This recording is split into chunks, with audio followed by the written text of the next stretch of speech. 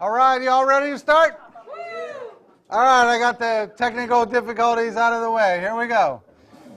Okay, so last week we're looking at the idea of seculosity, which is really, just kind of the idea that, well, I'll give you the summary slides here, if I can. Yeah. Let's see. It's really, just the idea that one of the most underrated and not talked about ideas in all of Christianity is that our religion provides us with intrinsic value, meaning, and purpose. That you just have that by nature of being created in the image of God. Because you're created in the image of God, you immediately have value. And because you are a Christian, a follower of Jesus Christ, you immediately have purpose and meaning. You don't have to work for it. You don't have to earn it. It's just given to you. You're born with it. You have it. It's there. Now, when you have generations that grow up outside of the church, and they do not believe in Jesus Christ or Christianity or any of that, that intrinsic value that we have in this country just taken for granted dissipates. And all of a sudden you have a cultural crisis where you've got people trying to figure out, well, if I don't believe in religion, if I'm not a follower of religion, then where do I have my purpose, meaning, and value? What value do I have? And where do I have purpose and meaning? And so one of the things that's taking place in our culture, that's weird. One of the things that's taking place in our culture is... I thought you were just really good. I mean, that would have been pretty awesome. Mark's just messing with me. You clicked some button over there. I didn't do it.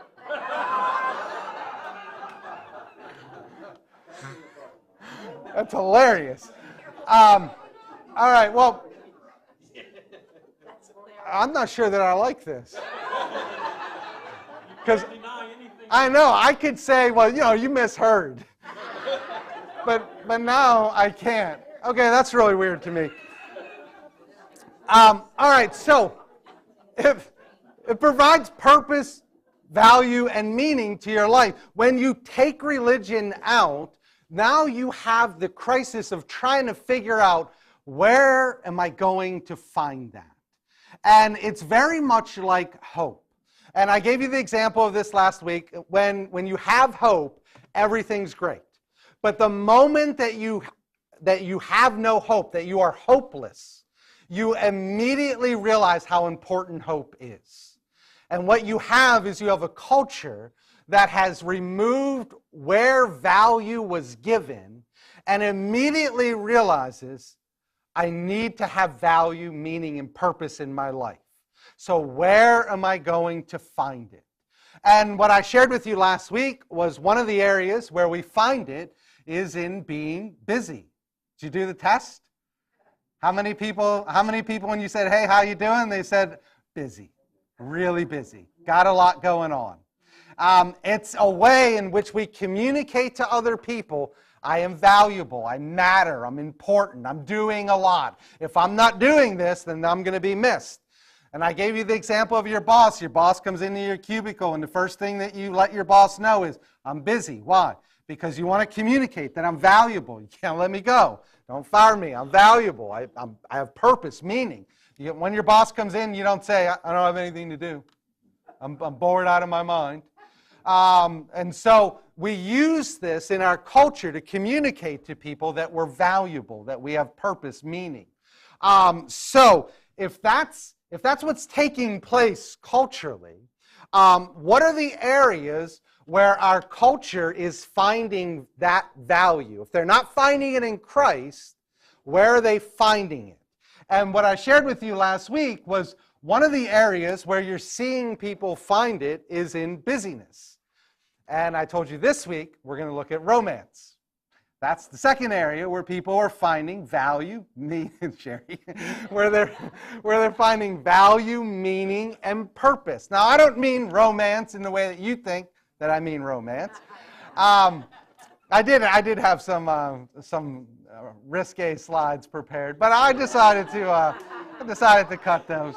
No, I'm talking about romance in our romantic relation, our romantic partner. This is where we find value, meaning, and purpose. And so I'll walk you through it, but just know that as our culture shifts, there is a need to provide that. And because we don't have it in and of ourselves, apart from God, we don't have it. We have to find it. We have to discover it. This is why you hear people, like a lot of business people will talk about finding their value and their need and their purpose. You have to create it. And as human beings, we'll use that same motto in our lives. Where do I create it? Well, one area you can create it is in busyness. The second area you can create it is in romance. And so that's what we're going to look at today. So when God is no longer the gauge of where our value, meaning, and worth is, where do we find it? It has to come from somewhere because it's not naturally self-produced, and yet at the same time we have a natural desire to have it. We have to have it. But we don't naturally produce it. So where do you find it? Well, Ernest Becker is a cultural anthropologist, and he wrote, we turn first and foremost to romance. The love partner becomes the divine ideal within which to fulfill one's life. All spiritual and moral needs now become focused in one individual. So our husbands, our wives, our boyfriends, our girlfriends, that becomes the person that provides us value, meaning, and purpose culturally. So if that's the idea, really you learn this at a very early age. You learn it when you first start dating. When is that? Middle school? I know some of you might have to go back a little ways, but middle school, basically, when we first start dating, if we are liked by the right boy or the right girl, we will be enough.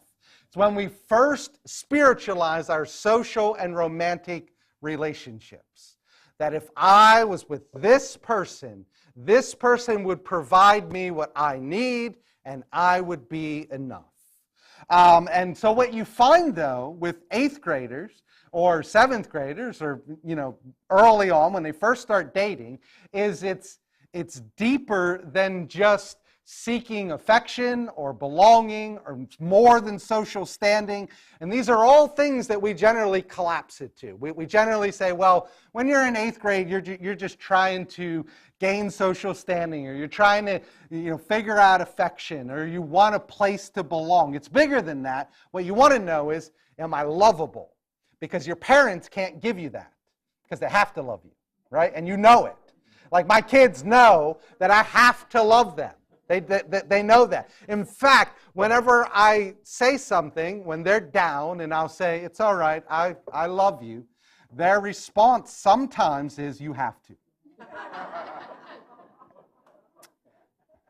Now, they push that boundary pretty good. So there are times where, maybe not, but so what we're seeking is, am I lovable? Or you can put it another way, do I have value? What's my meaning? What's my purpose? Do I have value? And again, your parents can't give it to you. I want to know, am I lovable in that somebody will choose me, will choose to love me? Will somebody make a free choice out of the giant pot that they have of people? Will they choose to love me? Am I lovable? And you don't have to answer that. Do I have value? It's the problem where you run into is it's not. It's completely selfish. It's all about them. And what can this person do for me? Well, they can affirm that I'm lovable. And so what you run into is 8th grade never ends. What we begin doing in 8th grade will move throughout the rest of our lives.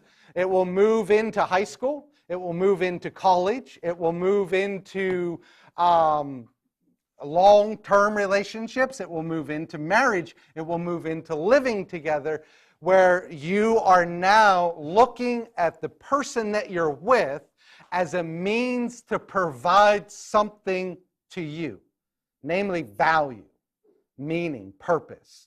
Does this person provide value, meaning, and purpose in my life?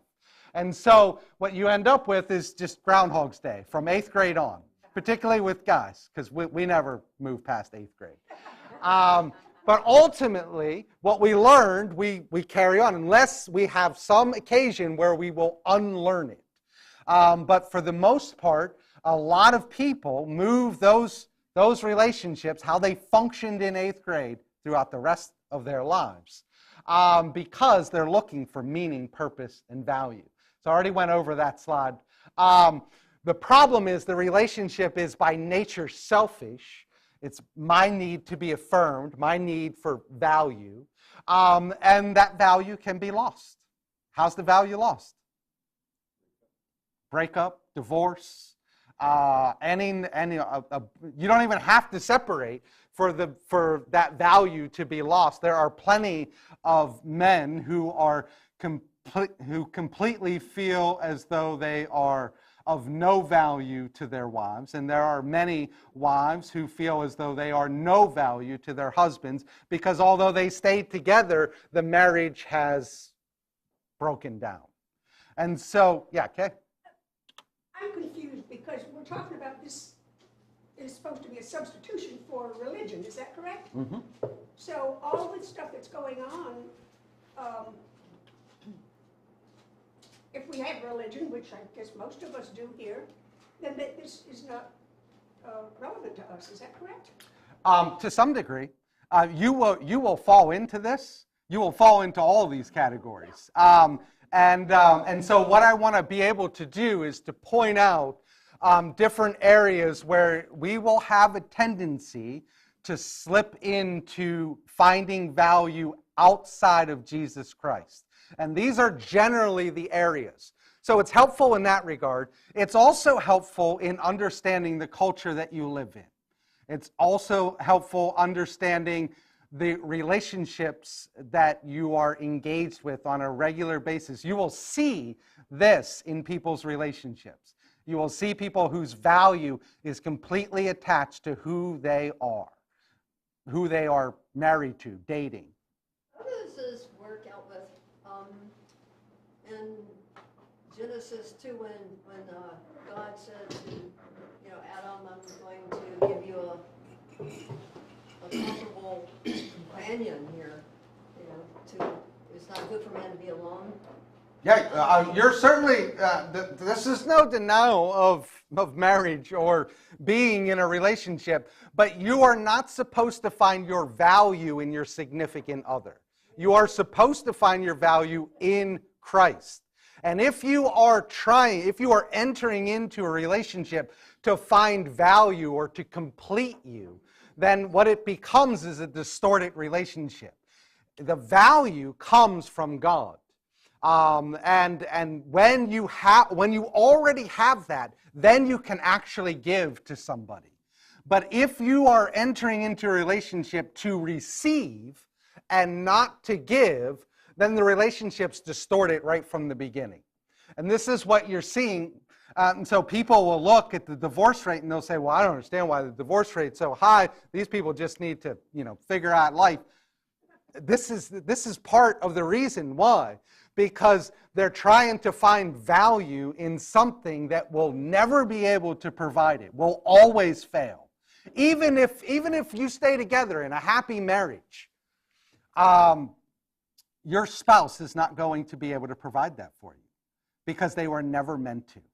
And I'm a little bit ahead on the slides, so I'm gonna stop there. I just want to look at a couple of the problems, and then if I don't answer something, bring it up at the end because I think I'm going to have some time. Jennifer? So I'm wondering if the part that priority plays in this, maybe placing your spouse in too high a priority, instead of being under God, and then if your value is tied up with your mate, and it can be lost, like maybe somebody loses their career or has an accident or ages, and you no longer find your value in that spouse, and you haven't placed your relationship under God. Yeah, so if you take Jennifer's idea and you expand it even further, if my interest in and where I find value is that I have the most beautiful wife in the world, if that's where I find value, then when my wife gets older, she is, this is real, she is failing me. She's failing me. And then I begin to resent her for it. Or if my value is tied up in my spouse makes more money than anybody else, and all of a sudden my spouse doesn't have a job anymore, then my spouse has failed me. Any failure on the behalf of my spouse in the areas where I find value in is a tremendous threat to me, because they are the means through which I am valuable. And now they don't provide that anymore. And I'm stuck. And so I mean, you can follow this through in a variety. Health, when the health of our loved ones fail, we begin to resent them because we begin to lose value, social standing. If our value is tied to our spouse, if our value is tied to how hard of a worker and a generous person my spouse is, then when my spouse cannot afford to be generous and cannot work anymore, well, where's my value? Or if it's finances, or if it's beauty, or if it's completely sexual in its nature, well, what happens when my spouse gets older in that area? Well, that's going to be problematic. And so you run into all kinds of problems where your value can be lost because it's not in the right place. And not only can it be lost, it will be. Your spouse will ultimately fail to provide you the value that you're searching for. In addition to that, that person I already went over that, will actually fail you. So it goes back to, a lot of what we're talking about goes back to this idea of a soulmate. And you can hear soulmate language in lots of conversations. Give me some soulmate language that you hear people saying at weddings. You complete me. There you go. You complete me. I have a puzzle piece that's missing, and you fill that spot. You complete me. So we're going right back to Jerry Maguire and movies that you probably never watched, like Rocky IV, which I'm still bitter about from the end of the movie. I still can't get over that you haven't seen Rocky IV. But yeah, the whole idea of you complete me. You give me value, make me whole. What else? Meant to be. They were meant to be. As if there's no other person in the world who could have filled that spot. That is the soulmate. That there's one person in the world that you are meant to be with, and you found that person. Now, occasionally, there are people so weird. And they have a spouse that mirrors that. And I think to myself, it's amazing that they found each other. But in general, the idea of a soulmate is not reality. But you will hear it all the time. I think he might be the one. I think she might be the one, as if there's only one. There's only one person in the whole world that you could have been with, and this is it. Meant to be. Jerry Maguire, good job on You Complete Me. A single person to provide for us what we cannot provide ourselves. That missing piece. And the soulmate theory is based on that. That you are complementary, that you need this person to complete you, and this person needs you, and you found each other. You are made to go together. You are made perfectly. But apart from the other, that always gives the idea that you're not quite whole. My sister-in-law, not this one, the other one, told Michelle that together, Michelle and I have one good brain.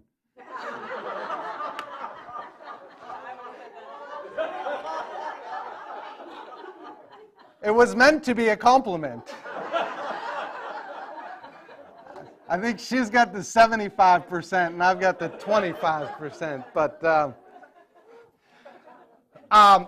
they become the solution to the problem that we may not be enough. And rather than a person to be loved, which is what marriage and relationships are meant to be. This is the person that I want to give, that I want to love. They become the person that we receive from. The perfect peace, and I just want you to know that, Mark, when I was on Match.com, I promised this is what I was looking for.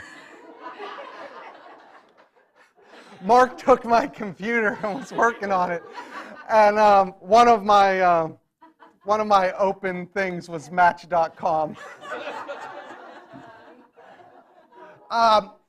Yes, the perfect peace, our soulmate. Anything less, we're settling. And this whole idea comes down from the internet.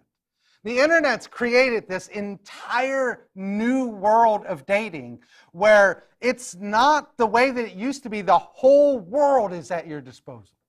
The whole world. You can date, be involved with romantically anybody in the world. Was that the way that it was when you were growing up? No. Who did you date? Whoever lived nearby. It's basically, no, I'm going to put this in some language you may not like, but it's basically like you looked out at your neighborhood and you thought, she's good enough. Because that was the pot that you had to pick from. Now, when I met Michelle, we were missionaries, and I was the only guy.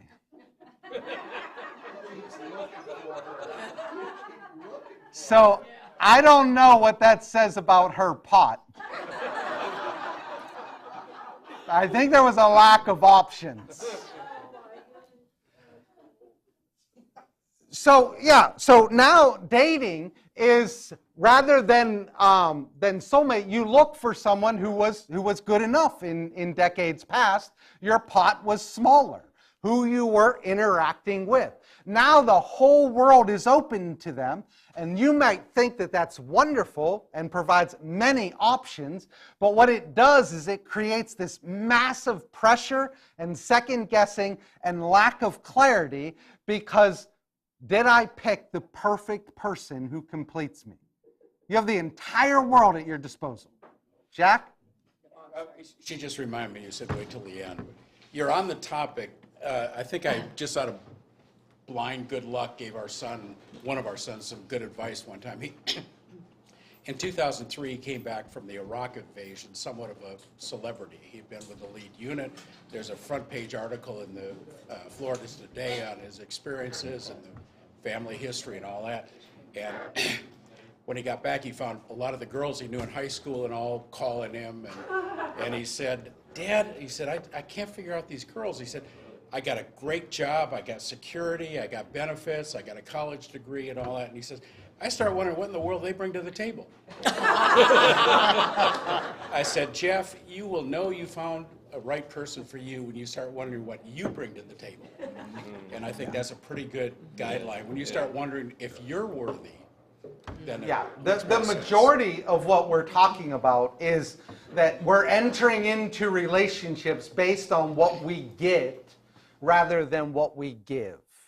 And we're trying to use somebody to fill a role in our life that they'll never be able to fulfill because they were never meant to, because that's always a spot for God to reside. But once you don't have God in that spot, you will try to find different things or people to fill that spot. One of the main people we use is our spouse or our boyfriend or our girlfriend, okay? In all of this, we're talking about being individuals, but even in the wedding vows say you take two and they become one. Mm-hmm, they do. So that's kind of like this is what we're supposed to do, is become one.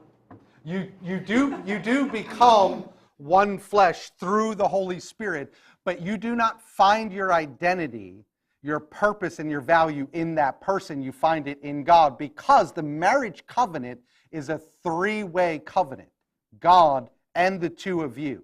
And if you are finding your value in your spouse, then it's a distorted covenant that you're entering into, because you're supposed to find together you find your value in God, and He makes the two one flesh.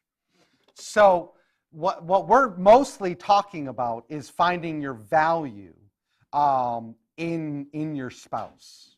Does that make sense? So renowned marriage therapist Esther Perel said, we don't divorce or have affairs because we're unhappy, but because we could be happier, which is kind of a really cool idea. I'm not a renowned marriage therapist. I think that some people divorce because they're unhappy.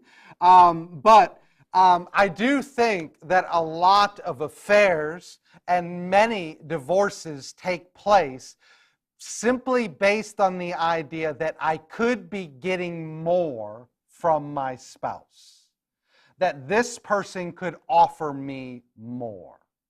And it goes back to the idea of value.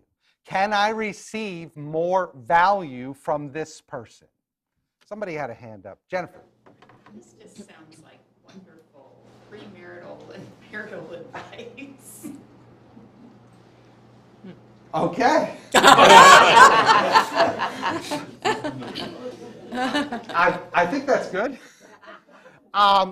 So, yeah, I mean, it is very helpful in your marriage to know that, that you're not supposed to find your value in your spouse. You're supposed to find it in Jesus Christ. And you're supposed to enter into marriage with the idea of, I am giving and not receiving. In fact, you should be so concerned with giving that you don't think at all about receiving, because your spouse is also so concerned with giving that you don't have to think about receiving, because they're giving and you're giving, and this is how it's supposed to work. Sarah? It's not me, thank God, but somebody close to me had a situation where they were such a giver that they became a doormat to the point that it was truly abuse. And where does this fall in all that? I mean, marriage and any relationship always is a two-person road. And so if you're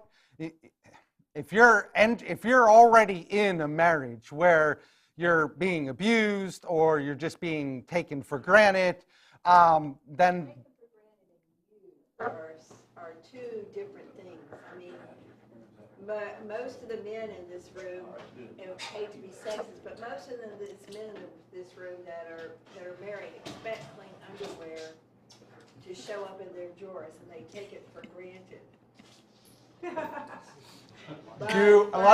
let me ask you this: if somebody breaks into your house, do you expect your husband to go out and check on it?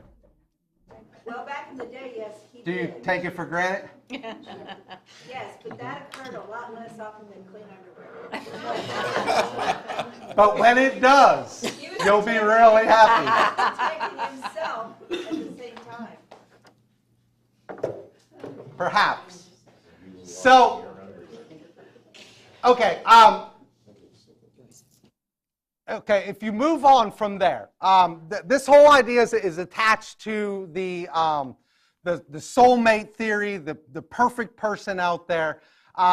What we're looking for someone to complete us, what we're looking for is actually a savior, and we're asking our spouse to fulfill that role. You're not just giving them a really hard task. You're giving them an impossible task in which they're ultimately going to fail. And so what you end up with, the problem is that you put your stock in them fulfilling something for you. And any shortcomings that they have now become a threat to you, which is what we started talking about early on. When they lose their job, when their health fails, when they do not have money, when their good looks fade, when the thing that you found in them that gave you value isn't there, then it immediately begins to be a threat upon you. And marriage is always meant to be something that you are, again, receiving from and not just completely giving, or something that you're giving and not receiving from. But the biblical idea of this is even the most well-matched partners are going to let us down. So even the most well-suited people are going to, in your life, let you down, and because another person cannot complete you. This is what God was meant to do in your life. And so much of our dissatisfaction in relationships stems from the idea that they can and they should provide value in our life, and they can't do it. So our romantic relationships were never designed for us to be takers, but givers. Marriage is designed actually for us to be self-emptying and sacrificial. Yet, one can only do that when we're not looking at the other to complete ourselves. If you've entered into marriage with the idea of, you are going to be my source of value, this is where I'm going to find my value, then you can't be sacrificial and self-emptying. Your marriage is based on you receiving. And marriage was always meant to be based on giving. What can I give this person? And that person should be asking the same thing. Billy? I think in marriage is a partnership in which each partner has certain functions to do. And I think that the fact that you expect your partner to do their function is not necessarily taking them for granted. It's just that, I'm in my younger days, I mowed the lawn and she fixed my underwear. I don't think either one of us took that for granted. That was just part of your job. Yeah, I mean, every marriage is going to have, things that roles that they play. I do this, she does this, I do this, he does this. Culturally, we had roles defined by gender. So women did these things and men did these things. Obviously, that is changing, and for many has already changed.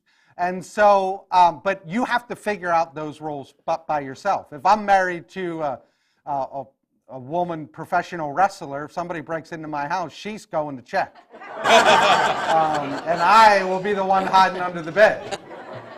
But, if I'm not, then probably I'm going to be the one to go check. But every relationship sorts this out in their own ways. But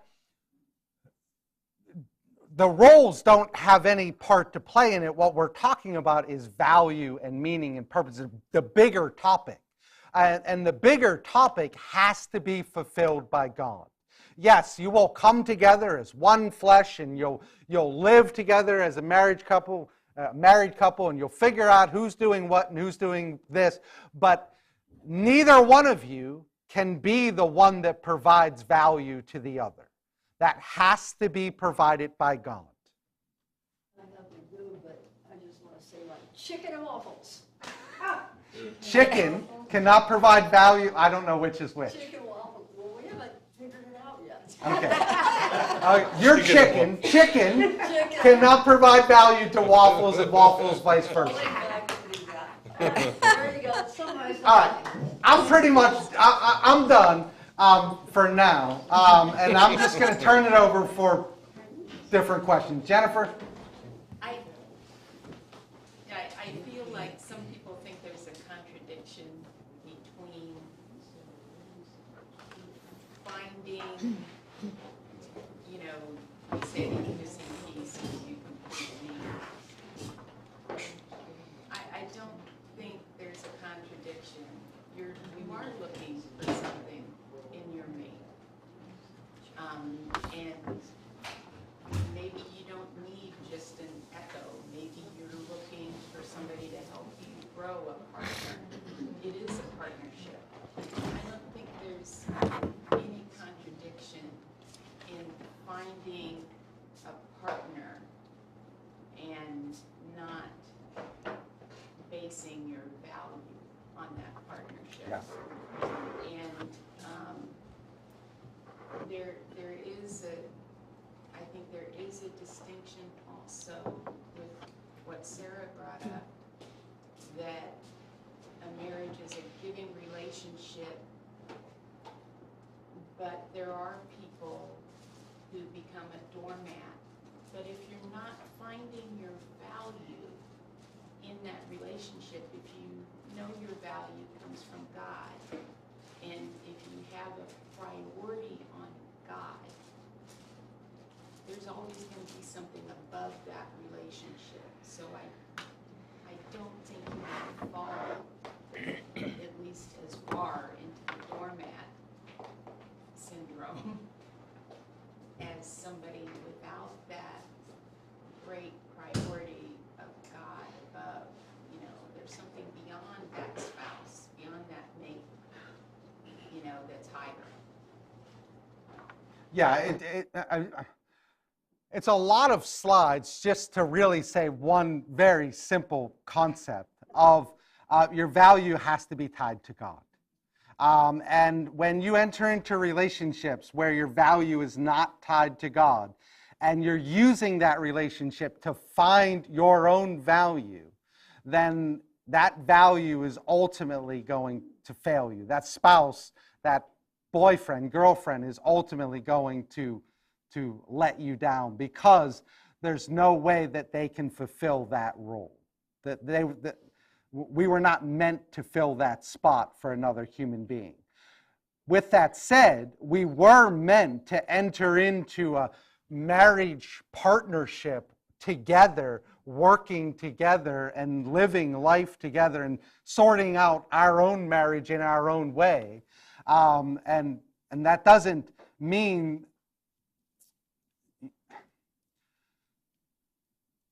I think what Jennifer brought up is I don't think those things go hand in hand. I don't think just because you're living a partnership that means that you're finding your value in that person. Those are two very different ideas. And our marriages should be a partnership where we're growing together. And there are things that, you do this and I do this, but that's not finding your value in that person. Finding your value and your meaning and your purpose That's what God gives you. Okay? I think as far as value, and I believe that this is a different condition or situation, but when a person is immobilized for whatever reason, becomes older, not able to do so much, trying to make it in the right words, but anyway, so she or he busy doing their usual job, this is your job, this is my job, and that person can't do it that well anymore. I'll do it. The wife says, I'll do it. He says, I'll help. No, please don't help me. I need to have my value. And they actually use the word value. Yeah. Because I want to do it even though I can't do it very well. I don't want to sit back and be an invalid. I want to be able to do something. Well, it may be that. It may be that that individual does not have the words to communicate what they want to say, which is, I want to pull my weight. I have this. I hate this, and I want to do everything I can to be the husband that you married. Yeah, but it was strange that the word value would come in there, that I have to have value. Yeah. And that's What is something that we inherently need, and that's why I said it's not a mistake or an overstatement for me to say it's a cultural crisis when you have 3 generations that do not have intrinsic value attached to them. And so now what they're trying to figure out is, where do I get value?